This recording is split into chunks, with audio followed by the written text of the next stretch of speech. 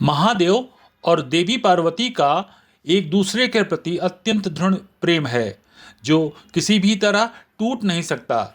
लेकिन साधारण मनुष्यों के भांति ही भगवान और देवी पार्वती में भी छोटी बड़ी नोक झोंक होती रहती है। एक दिन भगवान शिव और देवी पार्वती के बीच की लड़ाई इतनी बड़ी हो गई कि भगवान शिव ने अपने प्राणों से भी प्रिय माता पार्वती को श्राप दे डाला। माता पार्वती हमेशा भगवान शिव से जन्म और मृत्यु के भेद, इनके बंधनों से मुक्ति तथा अमृत के युक्ति के संबंध में सवाल किया करती थीं तथा उनका वृत्तांत पूछा करती थीं।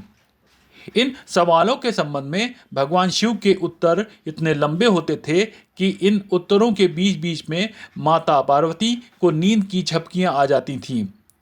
एक दिन किसी कारण भगवान शिव का स्वभाव उकड़ा हुआ था तथा देवी पार्वती उनके पास आकर वेदों के बारे में पूछने लगीं। शिव ने जब उनसे किसी और दिन इस विषय में चर्चा करने की बात कही तो देवी पार्वती जिद करने लगी। अंत में देवी पार्वती के जिद के आगे विवश होकर भगवान शिव उन्हें वेदों का ज्ञान देने लगे। इसी बीच जैसा कि पहले भी होता था, माता पार्वती को नींद आ गई। जब भगवान शिव की नज़र माता पार्वती पर पड़ी तो वे क्रोधित हो गए तथा क्रोध में आकर उन्होंने माता पार्वती को भीलनी हो जाने का श्राप दे डाला। माता पार्वती को श्राप देकर भगवान शिव उस स्थान से कहीं एकांत में ध्यान करने चले गए। जब उनकी साधना टूटी तो माता पार्वती की खोज करते हुए वे वापस कैलाश आए तथा माता को खोजने लगे, परंतु माता पार्वती उन्हें कैलाश में कहीं नहीं मिली, क्योंकि वे तो भगवान शिव के श्राप के कारण भील की पुत्री के रूप में धरती में जन्म ले चुकी थीं। भगवान शिव पार्वती को ना पाकर विचलित हुए, परंतु उसी समय नारद जी उनके सामने प्रकट हुए और उन्हें दिलासा दी। धीरे धीरे समय बीता। जब माता पार्वती विवाह के योग्य हुई तो भगवान शिव ने अपने गण नंदी को एक महत्वपूर्ण उद्देश्य से धरती पर भेजा।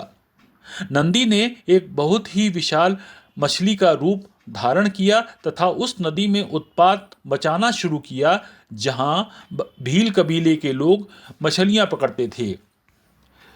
माता पार्वती के पिता भील कबीले के मुखिया थे तथा उन्हें अपने कबीले के लोगों की रक्षा करती थी, इसलिए उन्होंने पुत्री का विवाह उस व्यक्ति से करने का प्रस्ताव रखा जो नदी में उत्पात मचा रही भयानक मछली से उन्हें और उनके समाज को मुक्ति दिलाएगा।